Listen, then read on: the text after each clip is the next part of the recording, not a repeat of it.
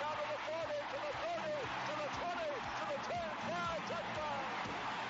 Without a doubt, he is the biggest name in Gamecock football, George Washington Rogers, the only athlete in South Carolina sports history to walk away with college football's highest honor, the Heisman Trophy. But what makes his story even more amazing is if you know just where George came from to end up in one of sports' most elite clubs. Rogers was born in Duluth, Georgia, about 30 miles from Atlanta. His father spent more time in prison than he did watching his son play football, and George soon found himself learning football in the ghetto of Atlanta. I think God's been with me a whole lot, especially through some times that I've been back home. I think that he led me in the right direction, because there's a few times where I could have went wrong, but I pulled it out and I went right. In spite of the strikes against him, like not having money for equipment and being told as a high school freshman he had no future in football, George kept playing. But to succeed, he would have to leave the mean streets of Atlanta and move in with his aunt in Duluth, where he would get a chance to earn his way to football's highest level. He wanted to come stay with me, and I told him I'd be glad to have him. But he wasn't going to school one day and play hooky the other 4.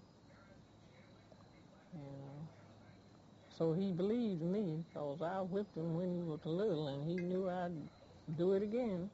There were no message boards or recruiting sites hailing George when he tried out as a running back at Duluth High, but it didn't take opposing teams long to figure out that number 20 was someone special. Every time he touched the football, he had a chance of going all the way, and that's where all the opposing coaches had to play defense too. They had to work their defense every week.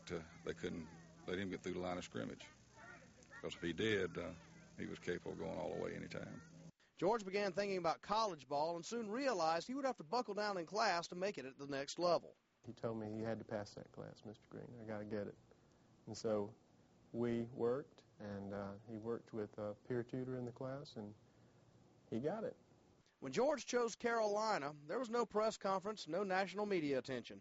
But the Gamecocks soon found out their star running back came without the star attitude. He was alternate starter, and when he got a chance to be the best player at the position, he didn't want to move ahead of the player in front of him because he didn't want to hurt the player in front of his feelings. I mean, I had a hard time saying, George, you've graded better, you're playing better, you've got to move up. That's the way the system works. And he said, Coach, I'd just rather not, because I don't want to hurt his feelings.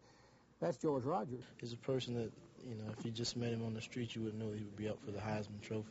By 1980, the kid who was told he'd never make it in football at Roosevelt High was one of the hottest commodities in college football. He was the nation's leading rusher and one of the top candidates for football's greatest individual honor. And in first place, George Rogers, the University of South Carolina.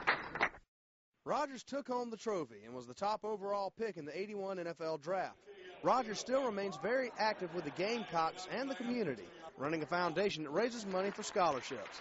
Other Gamecocks have made names for themselves on Saturdays and in the pros, but none of them even come close to catching up with George Rogers.